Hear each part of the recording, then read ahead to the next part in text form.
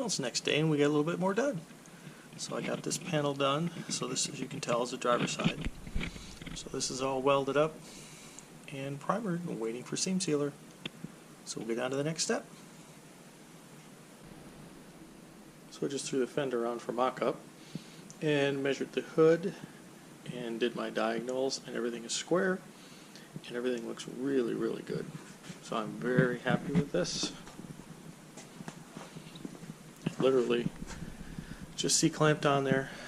The gap is not perfect. I think the fender can come up in the front a little bit to close this gap up here. But this driver's side fender looks really, really good. Fits good down at the bottom.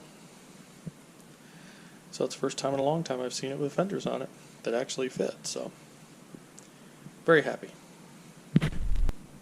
Today we're moving on to the next step of the process, which is making the LS fit in this engine bay. So we have to take that corner out and make this square. So I marked it out. Probably can't see it as well on the other side. Marked it out with duct tape to give myself a guide, and we'll cut it all the way down through and follow the instructions. Just spent about an hour, hour and a half, and we got these cut out, as you can see, on both sides. And all we got to do is do some wire wheeling, clean up the areas, tack them back together, probably over there where that V is, make a patch panel for that, and weld it all together, and that powder will be good. And then we'll, before we do anything with the floor pan transmission tunnel, we'll put the new subframe on and the mock-up plastic engine and the mock-up transmission, and then we'll finish the floor pan and the transmission tunnel. Show you more. Got a couple hours this afternoon back playing with the Pontiac. It's a nice day out, so I guess for 2nd or 3rd of February and it to be 62 degrees, it's a perfect day to be in the garage. So as you can see, I removed the strut tower brace, I unhooked the soft lines, and now I'm just going to pull the 6 or whatever bolts out that hold the subframe on. Let this get this out of here so we can put the V8 Roadster's subframe in and start mocking up the engine transmission to figure out how we can finish the firewall and the floor pan and the transmission tunnel. So I'll show you when it's out. Well, as you can see, I removed the front subframe, so it is 8 bolts. Probably the easiest, scariest thing I've ever done, but all I was worried about was it tilting on the chassis, and nothing tilted. Matter of fact, I came back and checked my diagonals and my level again, and everything was exactly where it was when the subframe and front suspension was in, so that worked out really well. So as you can see, just take off 2 strut nuts, and I unhook the 2 brake lines, soft brake lines, 4 bolts on each side, and it popped right out. So we will try to put a transmission in. The only thing I'm worried about right now is the support that I have going across on the chassis, whether the transmission will fit over that. So that's the next thing. We'll put the subframe and the engine in. There we have one complete subframe. So I'll probably go through and replace bushings and ball joints and everything that's a lot easier to do, obviously, in this stage. And after we make sure and get the engine mounted on the subframe, we can paint that up, which is right behind it. We can get that painted up after the motor mounts are on, rebuild what needs to be rebuilt, and put it back in. You can see the results I got. Spent about a better part of yesterday afternoon moving the firewall around of the Miata, and I've got the transmission in, so I've got some clearance to go up and down, and it's at about 3 degrees tilted, so we're pretty close there. I'm just going to use the ratchet straps for now and kind of put the block in there and see where it's at, and then maybe even try to put the subframe in. So might have to bolt the engine transmission together or put the subframe in. So, and here we have my plastic block that I bought probably 4 or 5 years ago to do the mock-up on my first LS swap, which was the 65 Le Mans 4-door. So right now I have one or two of the GM oil pans. So I'm going to start with that and see where we go from there. So I'm pretty happy with that for the very first mock-up. Looks like there's still room to get the transmission bolts in, to bolt the transmission to the engine. I don't know how we're going to do headers yet, but we'll figure that out. And then I know from the bell housing or the back of the block to the damper pulley is 25 inches.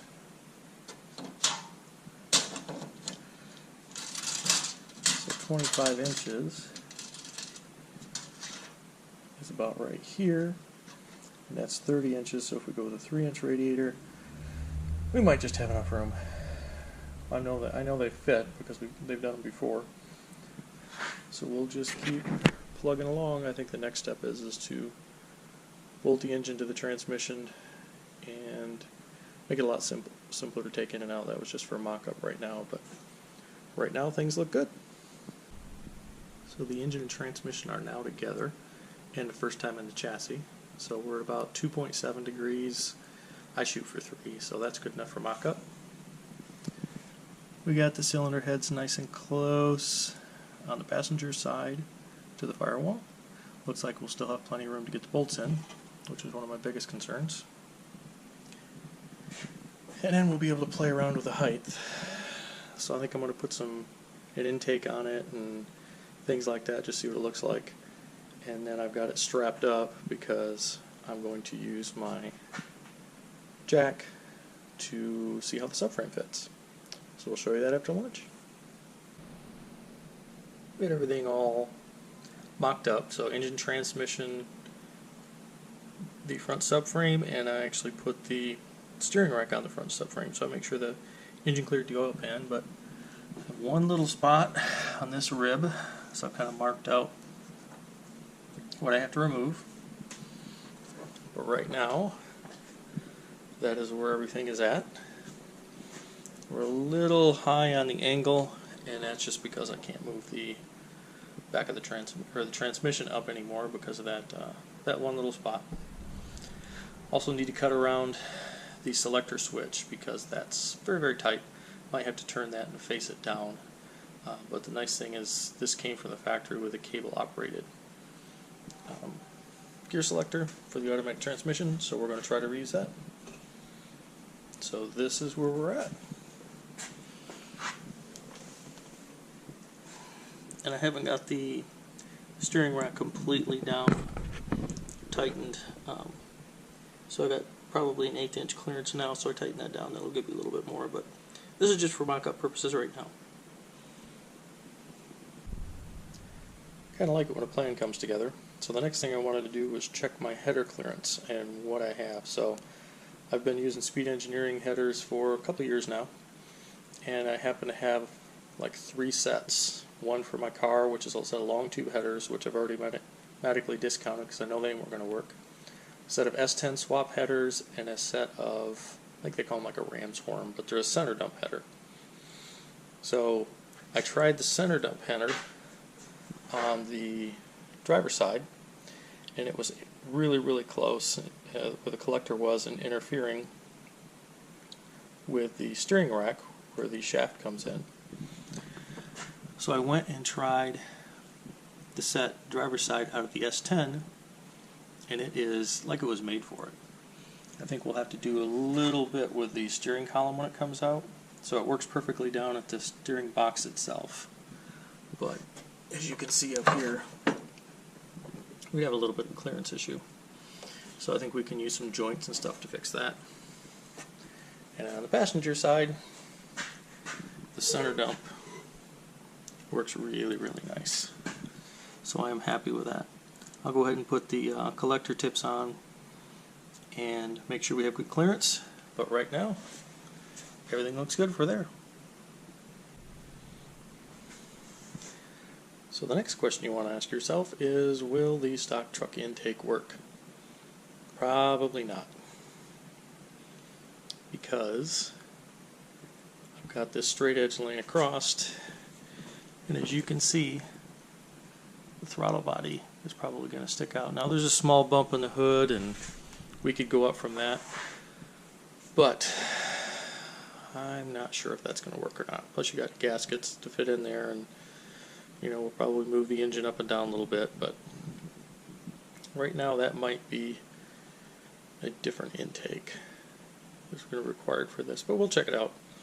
But the biggest thing I'm worried about is headers, because I did not want to have to make headers or buy Miata LS swapped headers, and these things are fitting really nice. So we'll keep checking things out. One thing I did find, I don't know if you'll see down there or not, but one of the power steering lines looks like the return line is hitting the block, so I'm just going to have to bend that in a little bit. And the two lines that run across, they might be a cooler or something, but they run across the top of the rack, behind the rack, are interfering with the subframe itself, but it just needs a little bit of tweaking and they'll be fine. So today's progress, so good so far. We're doing some more mocking up. So I went and grabbed the, I guess, front grille area, fascia area, and believe it or not, there's nothing attached. It just happens to be sitting on the Miata front bumper, so that might be something to consider for the future. See if that'll sit back in there okay. As you can see, it's just sitting on a couple of piece of 3/4 inch plywood. But you can see this area dips down here. So what I was doing was just measuring around. So we'll probably have to remove this old core support, which really is no structure. There's actually, maybe upside down now.